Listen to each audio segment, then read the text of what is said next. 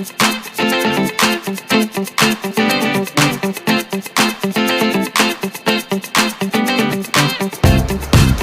ম্যাথমেটিক্সে স্বাগত। চলছে মাধ্যমিক পরীক্ষার্থীদের জন্য ইউটিউবের ভিডিও সিরিজ। এই ভিডিও সিরিজে আজকের পর্বে আমরা আলোচনা করব ঘনক নিয়ে। এর আগে ঘনক নিয়ে আলোচনা হয়েছে একটা পাঠে। আমরা এর যাবতীয় নানা রকমের বেসিক কনসেপ্ট এবং এর বিভিন্ন ধরনের সূত্র কিভাবে অ্যাপ্লাই করব সেই সম্পর্কে আলোচনা হয়েছে। আরেকটা পর্বে এর নানা ধরনের অঙ্ক, যেগুলো গণিত প্রকাশ বই, বোর্ডের বই থেকে যে অঙ্কগুলো গুরুত্বপূর্ণ অঙ্ক, যেগুলো প্রায় প্রত্যেকটা পরীক্ষায় আসে, সেই সমস্ত ইম্পর্টেন্ট অঙ্ক নিয়ে আলোচনা হয়েছে। আজকের পর্বে আমরা করব ওই আয়তঘনক এবং ঘনক, যেটা পরিমিতির চ্যাপ্টারের অংশ। এটা অমিতাভ মিত্রের বই থেকে সবচেয়ে গুরুত্বপূর্ণ এবং ইম্পর্টেন্ট অঙ্কগুলো নিয়ে আমরা আজকে আলোচনা করব। তো তোমরা স্ক্রিনে দেখতে পাচ্ছ অঙ্কগুলো। প্রাথমিকভাবে বলে রাখি, যারা যারা এখনো পর্যন্ত চ্যানেলটিকে সাবস্ক্রাইব করোনি তারা সাবস্ক্রাইব করে নাও। এই চ্যানেলটি ক্লাস 9 থেকে 12 পর্যন্ত সমস্ত ক্লাসের জন্য অত্যন্ত গুরুত্বপূর্ণ হতে চলেছে, এবং সঙ্গে সঙ্গে বেল আইকনটিও প্রেস করতে ভুলো না সাবস্ক্রাইব করার সঙ্গে, যাতে করে নোটিফিকেশান পেতে পারো। তো যারা যারা চ্যানেলের সঙ্গে আছো তাদেরকে অসংখ্য ধন্যবাদ। এইভাবেই চ্যানেলের সঙ্গে থাকো। আশা করি তোমাদের খুব কাজে আসবে প্রত্যেকটা ভিডিও। তো শুরু করা যাক আজকের পর্ব। আজকের পর্বের প্রথম অঙ্ক তোমরা স্ক্রিনে দেখতে পাচ্ছ, যেটা বলেছে যে একটি আয়তাকার চৌবাচ্চা ভেতরের দিকের দৈর্ঘ্য, প্রস্থ এবং উচ্চতার অনুপাত 6:5:4। যদি চৌবাচ্চাটি সর্বাধিক 3240 লিটার জল ধরে, তবে তার উচ্চতা কত হবে? এই ক্ষেত্রে 1 লিটার সমান 1 ঘন ডেসিমিটার। একটা কথা বলে রাখি যে এই লিটার সমান 1 লিটার সমান 1 ঘন ডেসিমিটার, এটা সব জায়গাতে দেওয়া থাকবে এমন ব্যাপার নয়, এটা আমাদের মনে রাখতে হবে। তো এই বেসিক জিনিসগুলো আমাদের জেনে রাখতে হবে। তোমরা ভিডিও দেখার সঙ্গে সঙ্গে সবসময় একটা পাশে খাতা রাখবে, যাতে এখানে প্রত্যেকটা অঙ্কে কিছু না কিছু নতুন জিনিস শিখতে পারো, সেগুলো সব নোট করে রাখা যায়।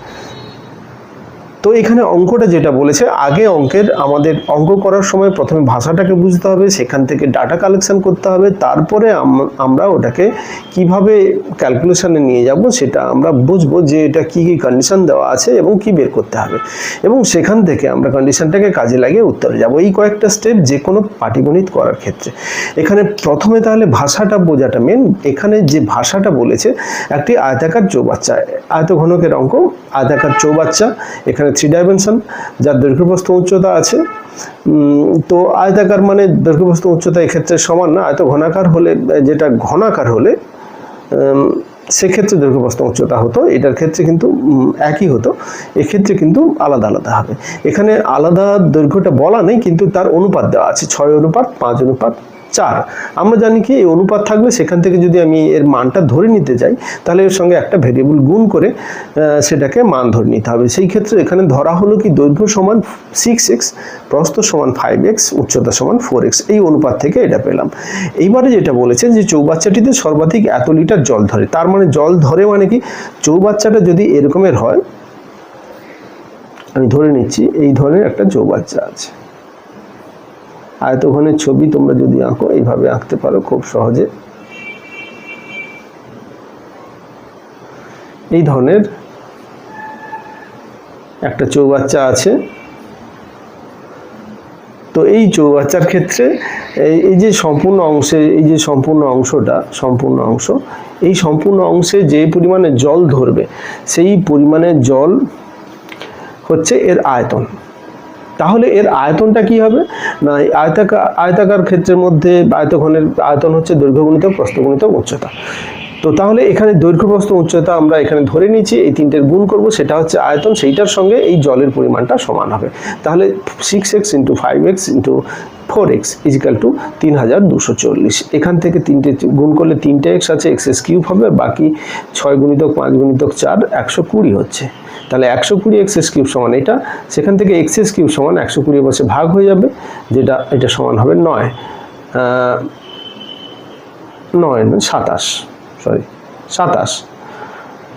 27 হলে এটা সমান হবে 3 এর কিউব। এটা প্রথমে আমরা 27 লিখতে পারি, সেখান থেকে এটা 3 কিউব আসবে। তাহলে এক্সএস কিউব সমান হচ্ছে কত? 27 বা 3 কিউব। তাহলে x সমান হবে কত? 3। খুব সহজে এটা আমরা লিখতে পারি। তাহলে 3 আমাদের x এর মান হলে এর উচ্চতা চেয়েছে। উচ্চতা হবে কত? না, উচ্চতা হচ্ছে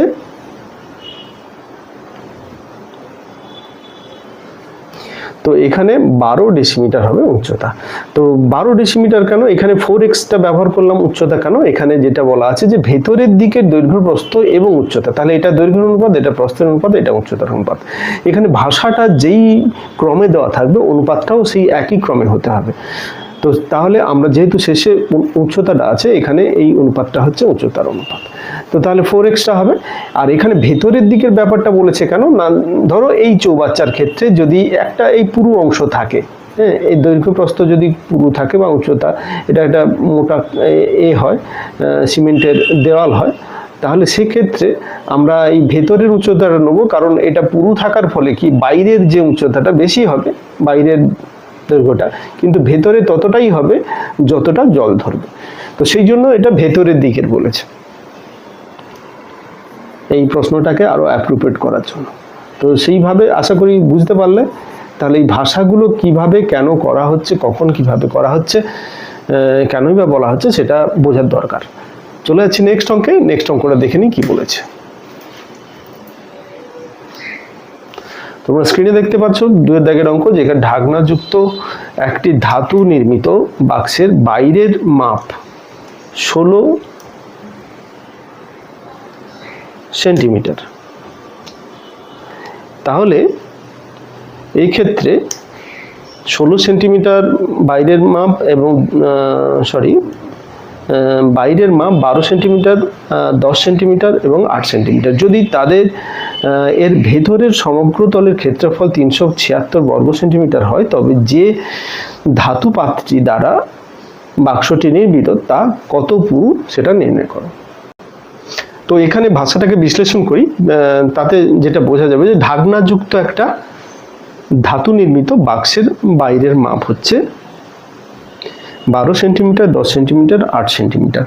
যদি এর ভেতরের সমগ্র তলের ক্ষেত্রফল 376 বর্গ সেন্টিমিটার হয়, যেটা কতটা পুরু। এবারে বাক্সটা যেটা একটা তার যে পুরু আছে, যেটা একটু মোটা হবে দেয়ালগুলো, তো সেক্ষেত্রে বাইরের দিকের সেই মোটা দেওয়াল সহ বাইরের দিকের অংশটা, আগের অঙ্কে যেটা বলছিলাম, ভেতরের অংশটা কেবলমাত্র এই পুরুটা ছাড়া যেটা, সেটা ভেতরের অংশ, কিন্তু বাইরের অংশ হচ্ছে ওইটা সহ ক্যালকুলেশন হবে 12 সেন্টিমিটার, 10 সেন্টিমিটার এবং 8 সেন্টিমিটার। তো যদি ভেতরের সমগ্র তলের ক্ষেত্রফল হয় 376 বর্গ সেন্টিমিটার, মানে ভেতরের দিকের এই যে বাহুগুলো দেওয়া আছে, এটা কিন্তু ভেতরের দিকের বাহু নয়। তাহলে ভেতরের দিকের বাহুটা বের করতে হবে। সেই ক্ষেত্রে আমরা ধরে নিলাম পাতটি 1 সেন্টিমিটার পুরু। 1 সেন্টিমিটার যদি পুরু হয়, তাহলে এটার ক্ষেত্রে ভালো করে লক্ষ্য করলে বোঝা যাবে যে কোনো, আমি যদি 3 ডাইমেনশনাল এই একটা আয়তঘন তৈরি করি এইভাবে,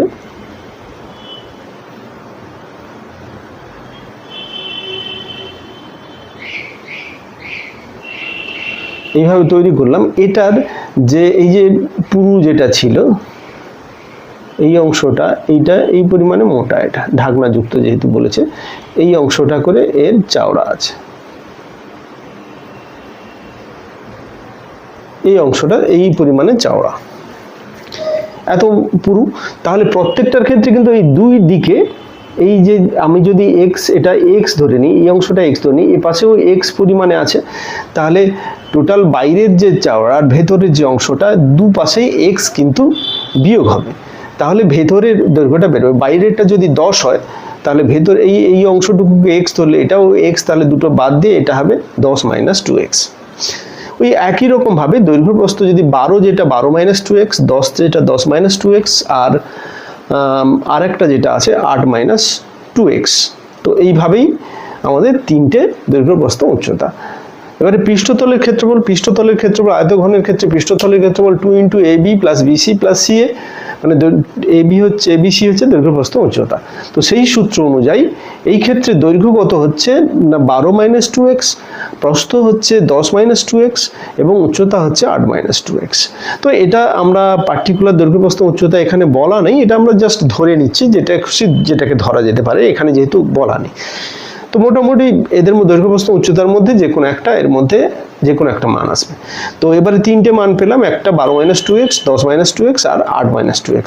তো তিনটে মান দিয়ে সূত্রকে কাজে লাগিয়ে, সূত্র যেটা আমি বলেছিলাম, two into AB plus BC plus CA, এইটা হচ্ছে পৃষ্ঠতলের ক্ষেত্রফল।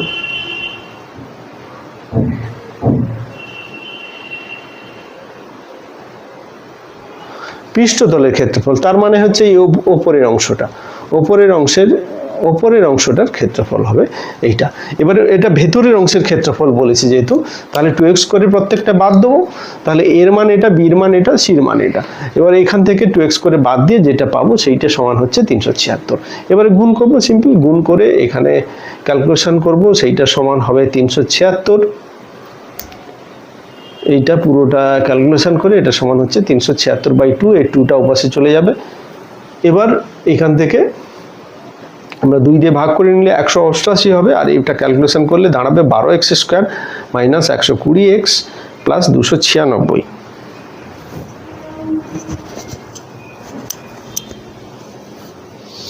তো এইরকম ভাবে আমরা মান পেলাম। এবারে এটাকে যদি বাম পাশে নিয়ে যাই, তাহলে 12x² - 120x plus 108 = 0, x² - 10x plus 9 = 0। এখান থেকে x - 9 উৎপাদকে বিশ্লেষণ করব, উৎপাদকে বিশ্লেষণ করলে এটা পাবো x এর মান একবার 9, একবার 1। কিন্তু x এর মানটা 9 হওয়া সম্ভব নয়, কারণ কি xটা কত ধরেছি, xটা ধরেছি কতটা পুরু, কিন্তু এই ক্ষেত্রে যেহেতু একটা বাহুর দৈর্ঘ্য 8, সেহেতু 9 কি করে, তার চওড়াটা 9 কি করে হবে, কোনোদিনই সম্ভব নয়।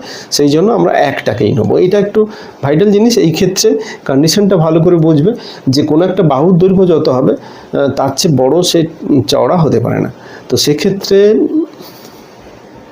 এই 9টাকে আমরা ইগনোর করব। যে মানটা তাহলে পড়ে থাকছে সেটা হচ্ছে 1 x এর মান। তাহলে x এর মান 1 হলে ওই আমরা x যেটা ধরেছিলাম কতটা পুরু, তাহলে 1 সেন্টিমিটার পুরু হবে। এককটা এখানে সব ক্ষেত্রেই সেন্টিমিটার ইউজ করা হয়েছে। আশা করি অঙ্কটা বুঝতে অসুবিধা হলো না। আবারই বলবো যে পাটিগণিতের ক্ষেত্রে প্রথমে আমাদের ভাষাটাকে, যেটা ভাষা দেওয়া আছে সেটা মাথায় ঢোকাতে হবে, সেটাকে ভালো করে ঠান্ডা মাথায় পড়তে হবে, তারপরে ভাষাটাকে অ্যানালাইজ করতে হবে কি কি ডাটা দেওয়া আছে এখানে।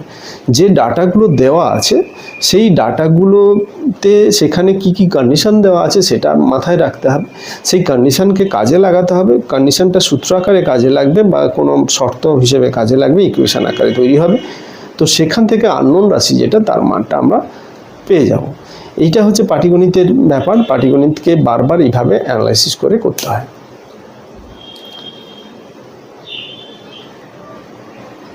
নেক্সট অঙ্কে চলে যাই, কোশ্চেন নাম্বার 3। তো বলে রাখি যে এই নাম্বারিংয়ের সঙ্গে কিন্তু বইয়ের মিল নেই, এটা আমরা করছি অমিতাভ মিত্রের বই থেকে। দীর্ঘ উত্তরধর্মী প্রশ্নের সম্ভাব্য যে প্রশ্নগুলো পরীক্ষায় আসার সম্ভাবনা বেশি, সেই সমস্ত প্রশ্নের সমাধান। তো আশা করি তোমরা সবাই দেখছো এবং তোমাদের ভীষণ কাজে লাগছে। প্রত্যেকটা অঙ্কর ক্ষেত্রে কিন্তু খুবই এখানে গুরুত্বপূর্ণ এবং গুরুত্বভাবেই দেখবে প্রথম থেকে শেষ পর্যন্ত। অঙ্কটা এখানে কি বলেছে একবার দেখে নিই।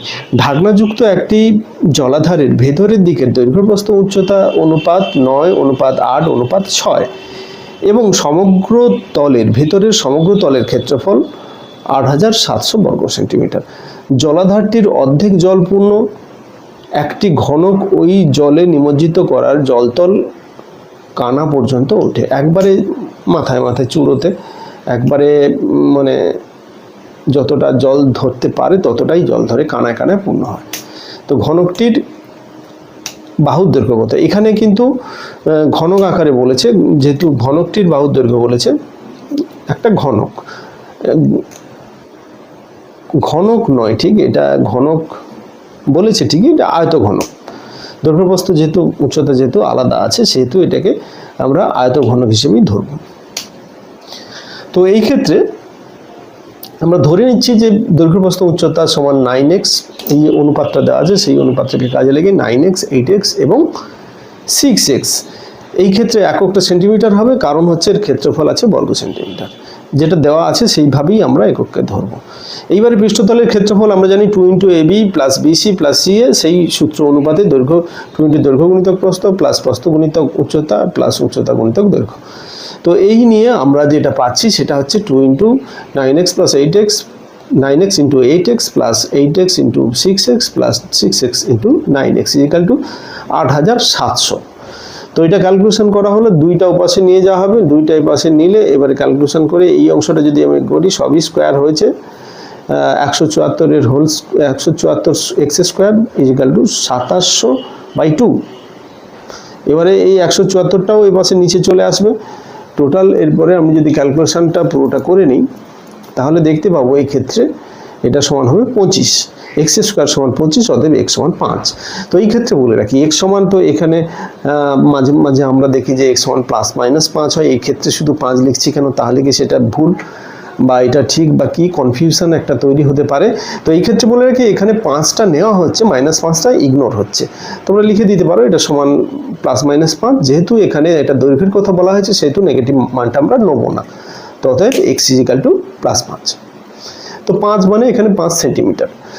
এইবারে জলতলটা কতটা উঠবে সেটা আমাদের দেখতে হবে। অর্ধেকটা পূর্ণ ছিল, ঘনকটির কি হয়েছে যে ক্ষেত্রফল জলধারটি অর্ধেক জলপূর্ণ, একটি ঘনক ওই জলে নিমজ্জিত করায় জলতল কানা পর্যন্ত ওঠে, এত ঘনকটির দৈর্ঘ্য কত হবে।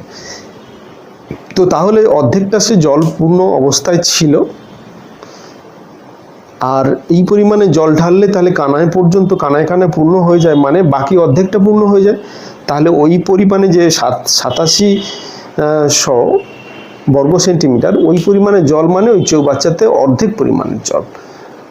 তাহলে চৌবাচ্চাটির অর্ধেক আয়তন যেটা, সেটা হবে কত, হাফ ইন্টু দৈর্ঘ্য গুণিতক প্রস্থ গুণিতক উচ্চতা।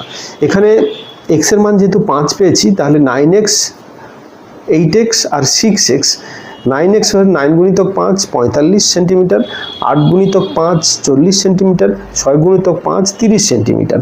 তাহলে 45 সেন্টিমিটার, 40 সেন্টিমিটার, 30 সেন্টিমিটার, তিনটে পেলাম দৈর্ঘ্য প্রস্থ উচ্চতা। তাহলে এই ক্ষেত্রে আয়তন হবে কত না, অর্ধেক আয়তন হবে, কারণ অর্ধেকটা জলপূর্ণ ছিল আর অর্ধেকটা বেড়েছে।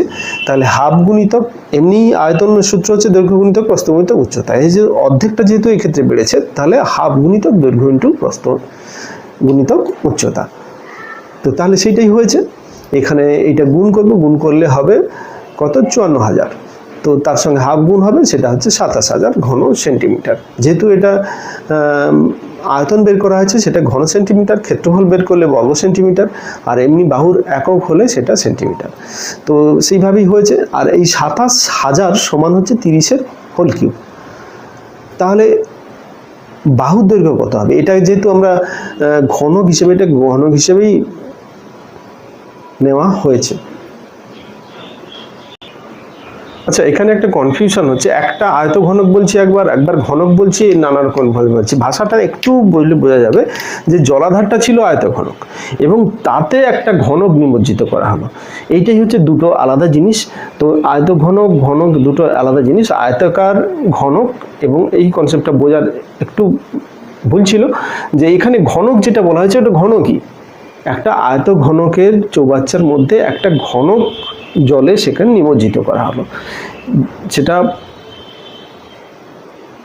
নিমজ্জিত করার ফলে সেই ঘনকটা কানায় কানায় নিমজ্জিত করার ফলে একটা ঘনক নিমজ্জিত করা হলো, সেটা কানায় কানায় ভর্তি হয়ে গেল। এইবারে যেটা বলছে যে ঘনকটা, যেটা ঘনকে আমরা জল ঢোকাবো না, একটা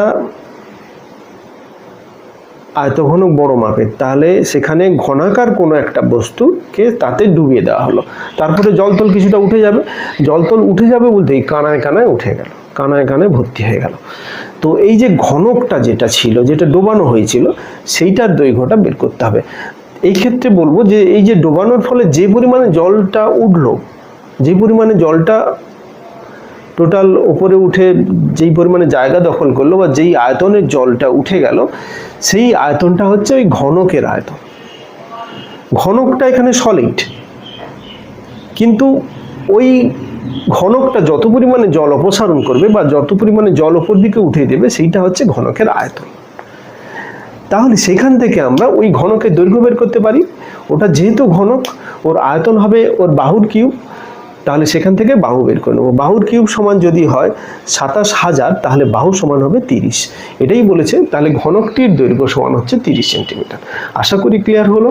এখানে ঘনক আয়তঘনকের কনফিউশন দূর হলো, এবং অঙ্কটাকে বারবার পড়ো, বারবার পড়ে কিন্তু বোঝার চেষ্টা করো। এইখানে ভাষাটা গুলিয়ে যেতে পারে, কিন্তু একবার পরিষ্কার করে বুঝতে পারলে এই অঙ্কটার ক্ষেত্রে কোনো সমস্যা নেই। এই ধরনের অঙ্ক কিন্তু পরীক্ষায় বারবার আসে।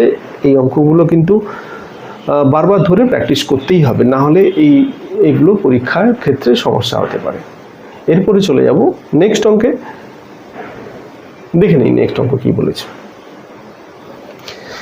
40 মিটার লম্বা একটি এবং 30 মিটার চওড়া একটি নিচু জমিকে মাটি দিয়ে 2.5 ডেসিমিটার উঁচু করতে হবে। এর জন্য যে পরিমাণে মাটি দরকার তা ওই জমির চারদিকে 2.5 মিটার চওড়া একটি পরিখা খনন করলে পাওয়া যাবে। পরীক্ষাটি কত গভীর হবে? খুবই ইম্পর্টেন্ট অঙ্ক। এই ধরনের পরীক্ষা কিন্তু বারবার আসে, এতে কন্ডিশন দেওয়া আছে, কন্ডিশনগুলোকে ভালো করে বুঝতে হবে। এখানে যেটা বলেছে প্রাথমিকভাবে যে দৈর্ঘ্য যেটা 40 মিটার লম্বা এবং 30 মিটার চওড়া একটি নিচু জমিকে মাটি দিয়ে 2.5 ডেসিমিটার উঁচু করতে হবে। তাহলে 2.5 উঁচু করতে মানে উচ্চতাটা যদি 2.5 ধরে নেই, আর দৈর্ঘ্যপ্রস্থ যদি ধরে নেই 40 মিটার আর 50 মিটার, এখানে লক্ষণীয় যে এর উচ্চতা যেটা আমরা ধরছি সেটা ডেসিমিটারে করা আছে।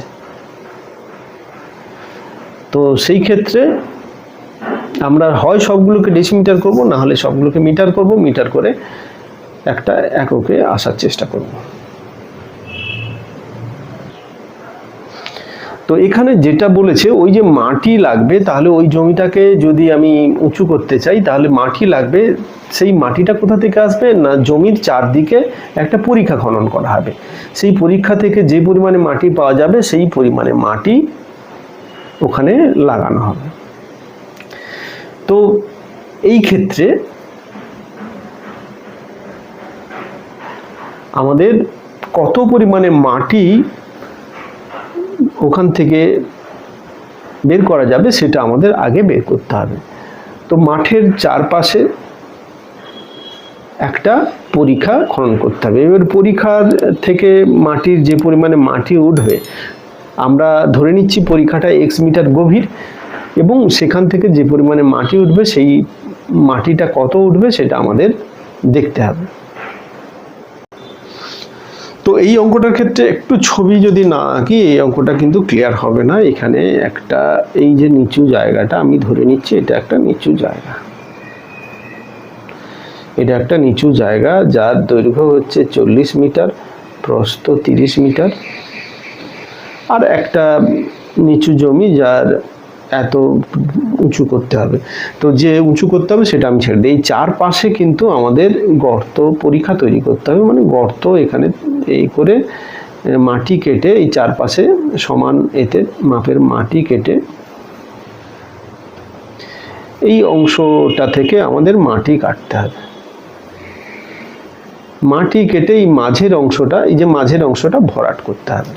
তো চারপাশে তাহলে একটা পরিখা টাইপের মাটি, এখানে পরিখা ক্ষেত্রে এটা কেন না, এই ক্ষেত্রে হচ্ছে কি পরিখা অ্যাকচুয়াল হচ্ছে এই মাঝের অংশটা একটু গর্ত থাকবে, এই পাশের অংশটা, এই চারপাশের অংশটা, কিন্তু এই যে মাঝের অংশ যেমন আছে তেমন থাকবে, এর বাইরের অংশ যেমন আছে তেমন থাকবে।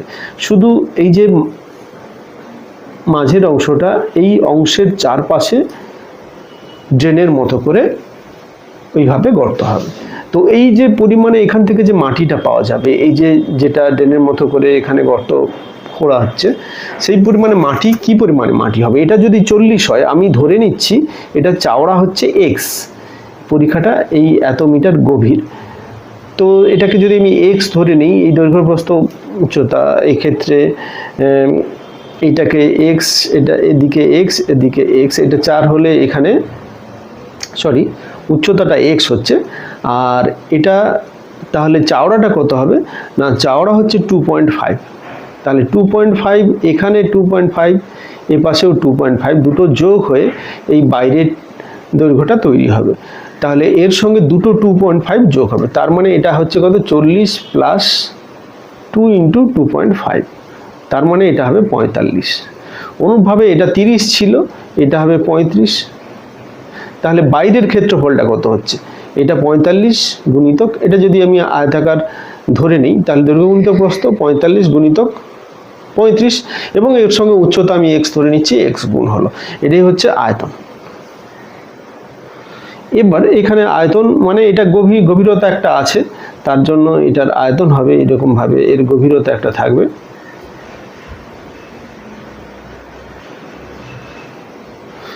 তো তার জন্য একটা আয়তন আসবে। তাহলে বাইরেরটার আয়তন হচ্ছে আমাদের দৈর্ঘ্য গুণিতক প্রস্থ গুণিতক উচ্চতা, মানে 45 গুণিতক 35 গুণিতক এক্স, যেটা আমরা এখানে পেলাম।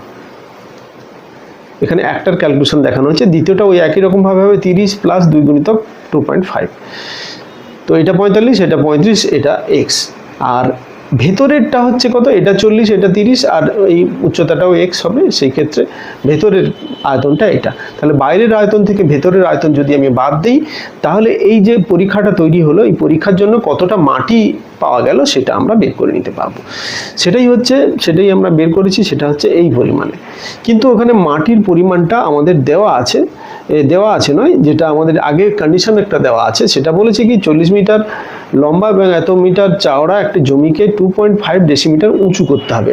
আচ্ছা, ডেসিমিটার 2.5 ডেসিমিটার, একে যদি আমি মিটারে করি তাহলে এটা যেহেতু মিটারটা বড় একক, একে 10 দিয়ে ভাগ করব, এইটা হচ্ছে আমাদের মিটার, আর বাকিগুলো মিটারে আছে। তাহলে এই ক্ষেত্রে আমাদের মাটি লাগবে যেটা হচ্ছে ওই উচ্চতাটার আয়তন যতটা উঁচু করতে হবে, সেই উচ্চতাটা নিয়ে আয়তনটা মোট 40, এটা 40 ছিল আগে থেকে, এটা এখানে বলা আছে, তারপরে 30 ছিল, তো তাহলে 40 গুণিতক 30 গুণিতক 2.5/10, এই 10টা করা হলো মিটার কনভার্ট করার জন্য। এইটা সমান সেই মাটিটা আসবে কোথা থেকে না, এইটা থেকে। তাহলে এইটা সমান, এইটা হচ্ছে এখান থেকে আমরা এক্স বের করবো, এক্স হবে কত 8 ডেসিমিটার। কাটাকুটির পরে আমরা এক্স পেলাম কত না 8 ডেসিমিটার। তাহলে পরীক্ষাটির যে গভীরতাটা সেটা হবে কত 8 ডেসিমিটার। এই 8 ডেসিমিটার গভীর করে যদি আমি মাটিটা করতে পারি, ওখান থেকে তুলতে পারি, তাহলে ওই পরিমাণ মাটি দিয়ে আমরা পরীক্ষাটা 2.5 ডেসিমিটার উঁচু করতে পারবো। তাহলে আমাদের উত্তর হবে এক্ষেত্রে 8 ডেসিমিটার। খুবই ইম্পর্টেন্ট অঙ্ক, যেটা বিভিন্ন পরীক্ষায় প্রায় আসে, সেটা সেকেন্ড সামেটিভ হোক, থার্ড সামেটিভ হোক, কিংবা মাধ্যমিক পরীক্ষা হোক, যেই পরীক্ষা হোক, প্রত্যেকটা পরীক্ষার জন্য কিন্তু এই ধরনের প্রশ্ন অত্যন্ত গুরুত্বপূর্ণ। আজকের সমস্ত অঙ্কগুলো কিন্তু অমিতাভ মিত্রের বই থেকে বাছাই করা সবচেয়ে গুরুত্বপূর্ণ অঙ্ক। এরপর চলে যাব নেক্সট অঙ্কে। নেক্সট অঙ্ক নিয়ে আলোচনা করার আগে বলবো, তোমরা যারা এই ভিডিও দেখছো, আশা করি তোমরা সবাই মাধ্যমিক পরীক্ষা দেবে। তো ক্লাস 9 থেকে 12 পর্যন্ত যারা পড়ছো, তোমরা অথবা তোমাদের ভাই বা বোনেরা কিংবা তোমাদের দিদি দাদারা যারাই পড়ছে না কেন, তাদের অবশ্যই জানাবে যে তোমাদের জন্য অত্যন্ত গুরুত্বপূর্ণ একটি ফেসবুক পেজ, যেটা এই একই নামে আছে, ম্যাথমেটিজি। সেটাতে প্রত্যেক দিন নানা রকমভাবে আপডেট দেওয়া হয় ক্লাসের টপিক্সের উপযোগী, সেটা বিভিন্ন এক্সামের উপযোগী, যেটা তোমাদের ভীষণ কাজে লাগবে। অবশ্যই সেই পেজটি ফলো করে দেখো, তোমাদের কাজের জন্য এবং তোমাদের সব রকমের পরীক্ষার জন্য সেখানে কিন্তু ইনফরমেশন দেওয়া হয়, সবসময় ভিডিও দেওয়া হয়, সেটা একবার চেক করে দেখে নিন। তো পরের অঙ্কে যাই। পরের অঙ্কটা যেটা বলেছে 10 মিটার লম্বা এবং 8 মিটার চওড়া ও 5 ডেসিমিটার পুরু একটি কাঠের লগ থেকে 4 ডেসিমিটার চওড়া 32টি তক্তা চেরাই করা হলো। চেরাইয়ের ফলে 2% কাঠ নষ্ট হয়ে গেছে, কিন্তু এখনো লগটি 80 ঘন ডেসিমিটার কাঠ রয়ে গেছে। তো প্রতিটি তক্তা কত পুরু করে চেরাই করা হয়েছিল তা নির্ণয় করো। তো অঙ্কটা ভালো করে, ভাষাটা ভালো করে বুঝতে হবে। কাঠ চেরাই করা আশা করি সবাই দেখোনি। তো গাছকে মেশিনের সাহায্যে করা জাতীয় একটা বা চাকাওয়ালা গোলাকার কোনো একটা করাতের সাহায্যে তাকে মেশিনের সাহায্যে গাছের গুঁড়িগুলোকে কাটা হয়। গাছের গুঁড়ি বলতে কি, একটা গাছকে যদি আমি বড় একটা গাছকে পিস পিস করে একটা নির্দিষ্ট দৈর্ঘ্যের কেটে দেই, সেইগুলো হচ্ছে কাঠের লগ, এবং সেখানে সেটা এখানে বলেছে 4 ডেসিমিটার চওড়া 32টি তক্তা চেরাই করা হয় সেখান থেকে। আর ওই লগটা 5 ডেসিমিটার পুরু, 10 মিটার লম্বা, 8 মিটার চওড়া, এবং ওটা আমরা আয়তঘনাকার ধরে নিচ্ছি, ওটা বৃত্তাকার না, আয়তঘনাকার ধরে নিচ্ছি। এখানে যেটা কন্ডিশনটা দেওয়া আছে সেইটা, সেখান থেকে তাহলে ওখানে একটা আয়তন পাবো। আয়তন যেটা হবে সেটা হচ্ছে কি পরিমাণে কাঠ আছে ওই লগটির মধ্যে। এবারে সেখান থেকে 4 ডেসিমিটার চওড়া 32টি তক্তা চেরাই করা হলো। তাহলে তক্তার জন্য কতটা কাঠ লেগেছে সেটা আমরা পেয়ে যাব, এবং সেখান থেকে তক্তা কতটা পুরু সেটা আমরা বের করতে পারব। এবং সেখানে এক্সট্রা কিছু কাঠ আরও থেকে গেছে। তো এই ক্ষেত্রে এক এক করে আসি। প্রথমে যে লগটির যে পরিমাণে কাঠ আছে লগটির মধ্যে, বা লগটির আয়তন যেটা, সেটা আমরা দেখে নিই। এখানে দৈর্ঘ্য আছে 10 মিটার, প্রস্থ আছে 8 ডেসিমিটার, আর 5 ডেসিমিটার হবে পুরু। তো তাহলে এই ডেসিমিটার মিটার সবই ম্যাক্সিমাম ডেসিমিটারে আছে। আমি এই যে মিটারটাকেও ডেসিমিটার করে নেব। লম্বা যেটা আছে মিটার, সেটাকে ডেসিমিটার করতে গেলে 10 দিয়ে গুণ করব, তাহলে 10 গুণিতক 10 ডেসিমিটার মানে 100 ডেসিমিটার। তো তার সঙ্গে 8 ডেসিমিটার আর 5 ডেসিমিটার গুণ করলে যেটা হবে সেটা হচ্ছে আমাদের কাঠের ওই লগের আয়তন। সেটা হচ্ছে কত, 4000 ঘন সেন্টিমিটার। তাহলে এই ঘন সেন্টিমিটারটা কাঠ আছে। এরপরে যেটা দেখা যাচ্ছে 2% চেরাইয়ের ফলে 2% কাঠ নষ্ট হয়েছে। 2% যদি কাঠ নষ্ট হয় তাহলে এর 2% কত হচ্ছে না, 4000-এর 2% কত হবে, 4000 গুণিতক 2-এর 100, সেটা হচ্ছে 80 ডেসিমিটার, 80 ঘন ডেসিমিটার আমাদের কাঠ নষ্ট হয়েছে এখানে। তাহলে 4000 থেকে 80 বাদ দিলে তাহলে আমাদের যেটা পড়ে থাকবে, আচ্ছা 80 ডেসিমিটার কাঠ নষ্ট হয়েছে এবং থেকে গেছে আরও 80 ঘন ডেসিমিটার। তাহলে যেটা ইউজ হয়েছে সেটা হচ্ছে 4000 মাইনাস 80 মাইনাস 80, দুবার 80, একবার হচ্ছে নষ্ট হওয়ার জন্য আর একটা পড়ে থাকার জন্য। তাহলে ইউজ হয়েছে কত না, ইউজ হয়েছে আমাদের 3840 ঘন ডেসিমিটার, এইটা ইউজ হয়েছে। এইবারে আমরা যে তক্তাগুলো পাওয়া যাচ্ছে তার যে যতটা পুরু সেটা আমরা ধরে নিচ্ছি x ডেসিমিটার পুরু। তাহলে সেইটার ক্ষেত্রে দৈর্ঘ্য দেওয়া আছে কত না, সেটার ক্ষেত্রে দৈর্ঘ্য দেওয়া আছে এখানে, দৈর্ঘ্য তো একই থাকবে 10, এখানে 10 ডেসিমিটার দৈর্ঘ্য থাকবে। প্রস্থ এখানে 4 ডেসিমিটার চওড়া দেওয়া আছে, 32টি তক্তা। তাহলে 32টি তক্তা এবং প্রতিটি তক্তার যে আয়তন বা যে পরিমাণে কাঠ লাগবে সেটা কত হবে সেটা আমাদের এখানে বের করতে হবে। তো এই ক্ষেত্রে একটা ভুল আছে এখানে, এই যে অংশটায় এইখানে কিন্তু 4 ডেসিমিটার চওড়া 32টি তক্তা বলা আছে, এখানে 1.5 ডেসিমিটার মিটার লম্বা। এই অংশটা বইয়ের অংশ, যেটা মিস্টেক করা হয়েছে তোলার সময়। তো তাহলে এখানে আমাদের যেটা তক্তাগুলোর ক্ষেত্রে হচ্ছে 1.5 মিটার লম্বা এবং 4 ডেসিমিটার চওড়া। এখানে এককগুলো কিন্তু সবসময় ভ্যারি করছে, আমাদের এটা মাথায় খেয়াল রাখতে হবে সবসময়। আমরা ডেসিমিটার তৈরি করেছি, এখানে 1.5কে যেটা লম্বা দেওয়া আছে সেটাকে 1.5কে এখানে আমরা ডেসিমিটারে করব।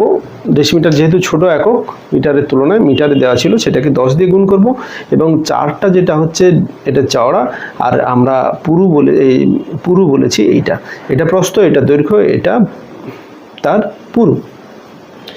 তো এইটা হচ্ছে প্রতিটি তক্তার আয়তন বা কত পরিমাণে কাঠ থাকে একটা তক্তাতে। এবার 32টি তক্তাতে এর সঙ্গে 32 গুণ করলে সেই পরিমাণে কাঠ থাকবে। তাহলে এই পরিমাণে 32টি তক্তাতে কাঠ থাকে, সেটাকে ক্যালকুলেশন করলে 32 গুণিতক 60x ঘন ডেসিমিটার। এই পরিমাণে আমাদের 32টার জন্য যে পরিমাণে কাঠ থাকে, এবং সেটা আমরা বের করে নিচ্ছি সেই পরিমাণে কাঠের পরিমাণটা হচ্ছে এত ঘন ডেসিমিটার। তাহলে এটা সমান এটা, সেখান থেকে x বার করবো, এখানে দুটো গুণ আছে, বসে গেলে ভাগ হয়ে যাবে, শেষে থাকবে কত 2। তাহলে আমরা যেটা পেলাম 2 ঘন ডেসিমিটার পুরু হচ্ছে প্রতিটি তক্তা। খুবই ইম্পর্টেন্ট অঙ্ক। এখানে প্রাথমিকভাবে অঙ্কের ডাটাটার একটু ভুল ছিল, সেটা ওইভাবেই সংশোধন করা হলো। তো তাহলে এই অঙ্কটা আশা করি বুঝতে পারলে। তো প্রথম থেকে শেষ পর্যন্ত ভিডিওটি দেখতে থাকো। এই ভিডিওগুলো কিন্তু প্রত্যেকটা অঙ্ক কিন্তু মাধ্যমিকের জন্য অত্যন্ত গুরুত্বপূর্ণ।